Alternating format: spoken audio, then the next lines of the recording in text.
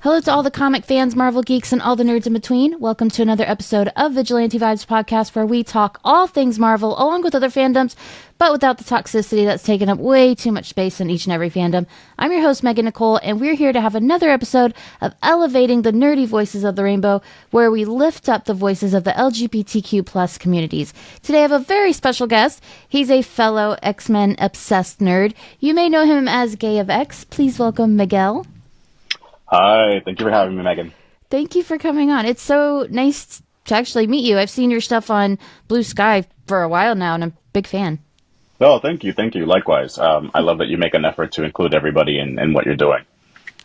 Yeah, the world is scary now, and it feels like these minority communities, these small communities that people act like are a big threat but aren't, are getting their voices diluted a little more each day. So you got to do what you can, because I know my privilege. I'm a straight white woman, so I just feel like it's the thing to do. I'm glad to hear that. I hear you say that. Yeah. I mean, I think everybody has their own level of privilege, whatever it is. But I definitely acknowledge also that as a gay black man, who's the son of immigrants, who were refugees from, where they came from. It's, I am definitely hyper aware of all the different ways that that I'm marginalized and that others are marginalized. And so, with my feed, I do my best to, in particular, lift up queer voices. I feel in my personal experience that queer people they're marginalized within all the marginalized groups. Like no one likes us. And so at least that's the way it feels sometimes. And so, yeah, the X-Men resonate quite a bit for me because of that, for those reasons, and with the queer community in particular. I can definitely see what you mean when you say that's marginalized within being marginalized, because you have the black community, but then you're a gay black man, and it's like, it's a 2-for-1 deal, which I think is positive, but for other people, it's like, oh, another thing. Okay. Yeah. It's like, it's so crazy, because you're not affecting anyone. That's no impact on anyone. Who cares? Exactly. Ultimately, who cares? And ultimately, at the most base level, it's like, your gender expression and, in particular, your sexuality, your sexuality is what you're doing in the bedroom with somebody else. It's like, why does anybody care what you're doing, but that's the way that our world, has revolved for a really long time. And, as we're witnessing with the current admin, they use anything they can to further marginalize and further ostracize other groups, and and weaponize that stuff to build hate and division and all that kind of stuff, and politicize anything that they can grab onto to create a buzz. Like, even the whole price of eggs thing. It's like, the reason why the price of eggs is high is because all these chickens died. It's like, that's the only reason. It has nothing to do with anything else other than that, but they will latch on to whatever they think folks want to hear to get some traction. And it's sad that they use people that way. It definitely shows that all people are not equal in their eyes, that some people are less than human to them. And there's always been some grenades that you just don't pull the trigger on. There's always been some we just stayed away from. But lately, it seems like those have gone out the window. Everything is just accessible now. We have Nazis now. Where are we? Publicly hailing, yeah. Yeah, what is going on? It's just... It's a lot. It's a lot. It's a lot. And I'm so thankful for, comic books and all of the things that are interlaced in between, for giving us a moment of escapism. Like, we definitely need it. We definitely need a second to just, like, not be conscious of the present, or however you do that. And for me, and I'm assuming for you as well, it's comic books and, and all the good things in between. And, but I do give a lot of credit to the X-Men, like, pretty much since, from the beginning, they've always leaned into the current climate and current politics, and it has been especially the case with the ending of the Krakoan era.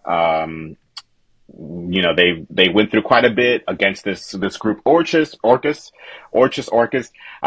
think it's That Orcus. I think I've said it twice, two different ways in my head, so I'm not sure yet. Yeah, right.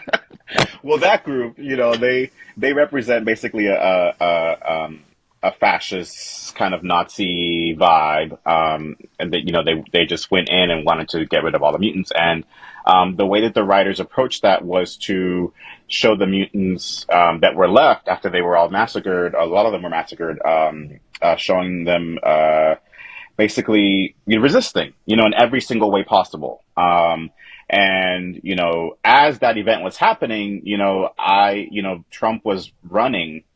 But I don't think anybody thought that he was actually going to win at the time, a year or two ago or whatever the case was. And so now for me personally, I have that as reference. It's like, okay, I have this experience, that we just read in the books, and now we're experiencing it in real time. And it's been like a crutch to lean on. And I'm so thankful that, that Marvel Comics, made a space for that, as they always have, and that the writers really leaned in and took it as far as I think they could possibly go. Oh, who's that? Oh, that's my daughter. Oh, hey. Uh-oh. Both my kids have been sick this week, so they're kind of coming out of it now. So they're super, super clingy all the time. They want their mommy. I get that. I remember what that was like when I was sick. Man, why are you so obsessed with me, though? Oh my God. But speaking of kids, this is the things that's happening in society. I don't think people understand. Your kids are watching you. Like, when you make fun of someone for being gay, when you say they're horrible for that. 1 second. No problem. What? I don't want you over here. I don't want you on camera, baby. I know. Okay, that's fine. You sit this way then. I guess she's going to join us today. That's lovely. She just wants to be included. Well, this is a conversation you'll have to have at some point, so might as well. Might as well. Here we are. Yeah. Hi. What's her name? Amelia. Hey, Amelia. That's okay. Whatever. But, your kids could be gay, transgender. They could be non-binary, and they hear you beating down these communities. What are you doing? You're hurting so many more people than you think you are, and I don't think people have grasped that. Yeah, unfortunately,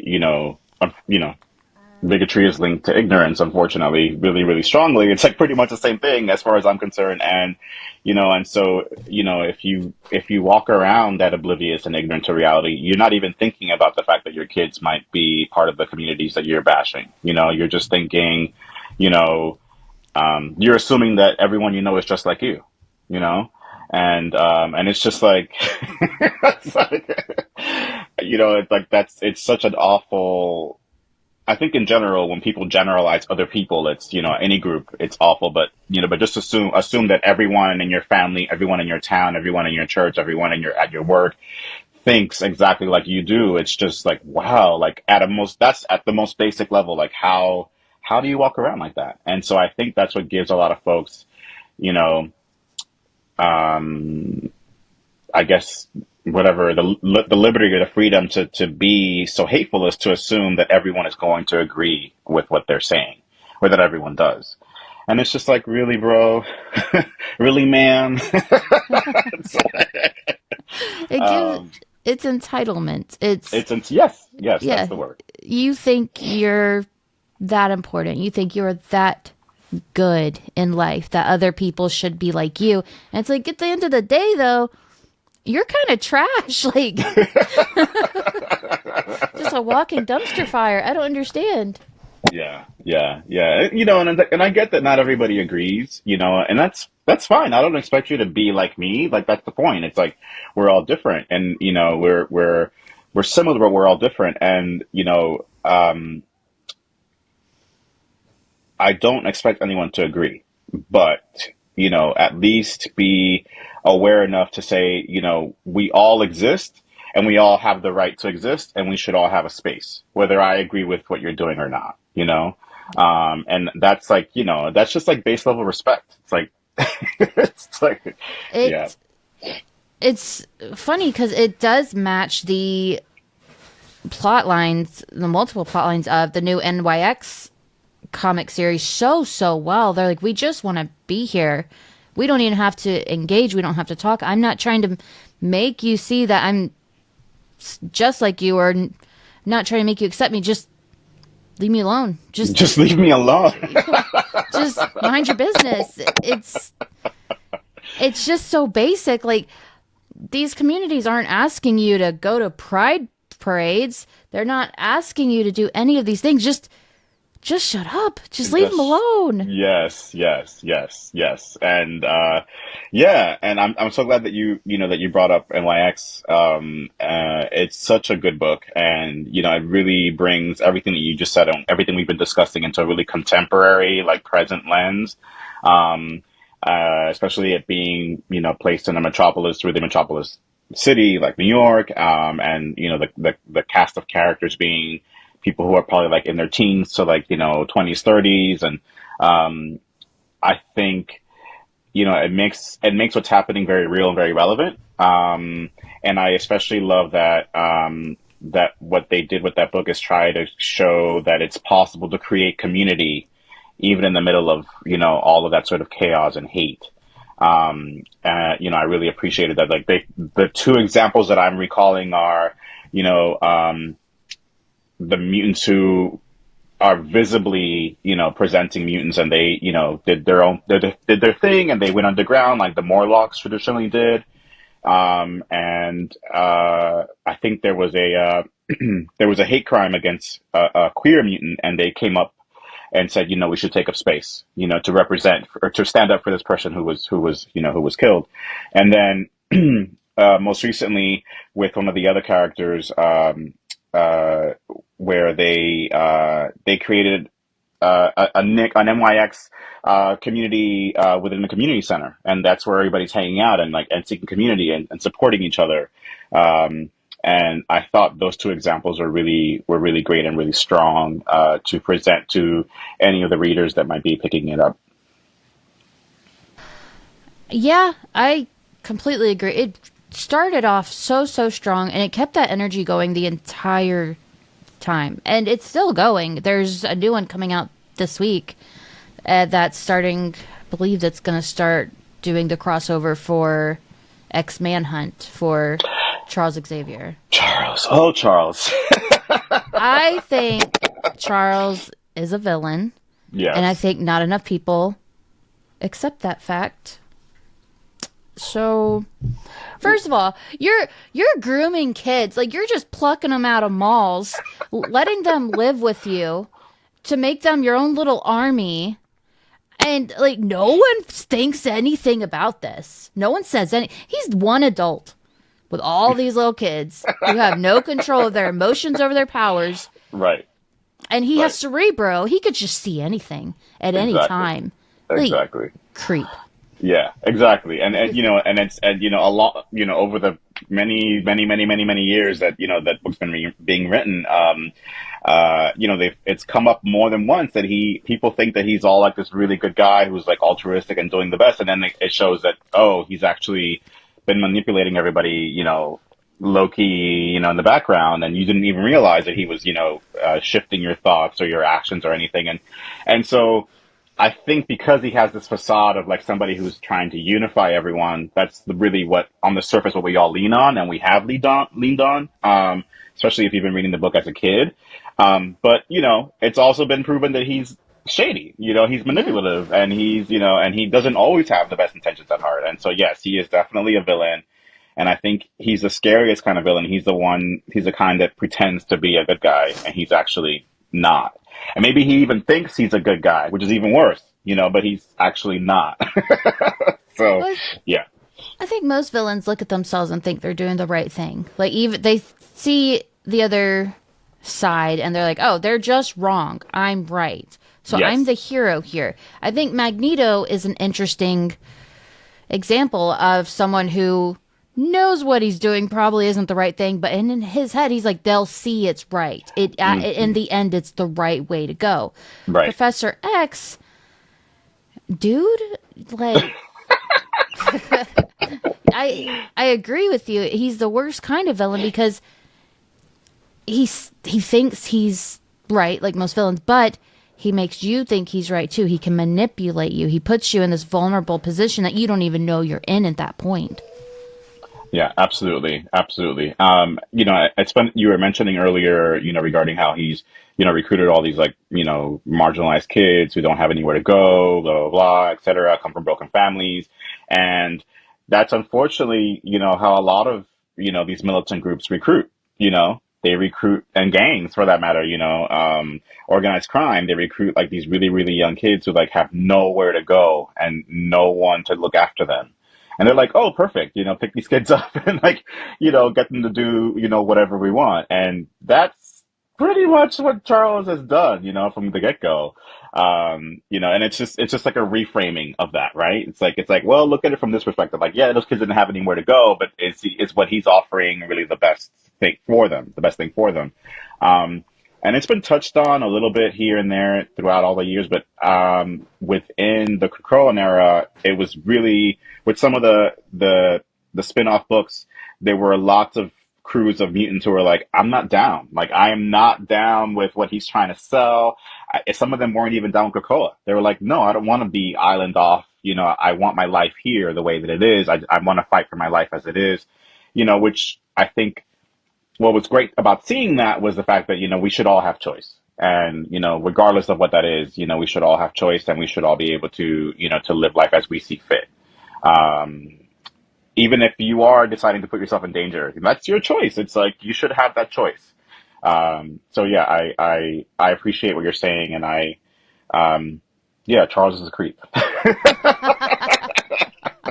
Well, he Oh, also there is a form there the false promises he gives you. He's like, you come with me, I can help you control your powers, make you in control. He never once says, you come with me, I'm gonna see how strong you are, and we're gonna see what you can do for me. Like, even that is just such a big mirror as to what happens in the real world. And the people that say that, oh, X-Men aren't, they weren't always woke, they're woke now. It's like, what do you think woke means? Like, they invented it in the comic book world. First of all, that's the craziest thing I've ever heard. yeah, yeah, it's really interesting. And it's such a huge, um, what's the word I'm looking for? It's such a huge IP, at this point, such a huge property that, it has spanned many decades, it has spanned many forms of media. And so you have a lot of fans that are people who, appreciate it on the periphery, on the surface, all they know is, Charles Xavier and, a few of the other names, and they're mutants, with powers, and they've never read the books, or not really in depth. They maybe have seen one of the movies or a couple of the movies. And so, it's very easy to gloss over and just be like, oh, superheroes, they're not woke. They're not meant to be woke. Or they're not meant to be, they've never been, socially aware, or pushing any sort of, social agenda, or, referencing politics. And it's like, if you haven't read, any of it, it's very easy to assume that. And so I think that's a big part of the issue with any property, any sort of major book or characters. It's like when they get so big, people, just pick up the bits that they like and leave out the rest. I do agree with that. I think if you're just watching the shows, you see X-Men, the animated series, which that's a hard show to go back and watch, man. That's rough, but it's still there. But I do like that they were louder about it with X-Men 97, especially with Magneto. Yes. But with the movies, they had maybe one or two characters pushing what the X-Men usually stand for. It's like, we should be accepted. This isn't fair. You're perfect the way you are. But you see them just kind of yelling into the void of the movie because no one's really saying, that's right, you're right, damn right. But Mm-hmm. so they Mm-hmm. just kind of come off like they're whining. Yes, yes, yes. It's like yes, like they point this out. They point out like what you're saying. Like they point out the injustice, but like nothing's actually done about it. Nothing's actually not in any concrete, solid way. It's and I get that from a movie making perspective because the director and the producers are trying to sell a product, right? They want ticket holders to come through, and so they're not gonna they don't necessarily want to make something that's gonna be that's gonna limit that goal, and so I get how that happened and how it happens with films in particular, but yes, it's important to be respectful to the property and to bring forward what it's really about. Um, I think when you look back at the movies, from the first one to the last one that was done by Fox, they definitely did their best, I think, to inject some of the socio-political stuff in there. But as a whole, when you look back at it as a whole, with the individual movie, if you're just watching the first or the second or the third or whatever, the Jennifer Lawrence ones, you might not pick it up, just watching the one. But as a whole, I can see like, okay, they did try to pull this thread through. Um, yeah, I think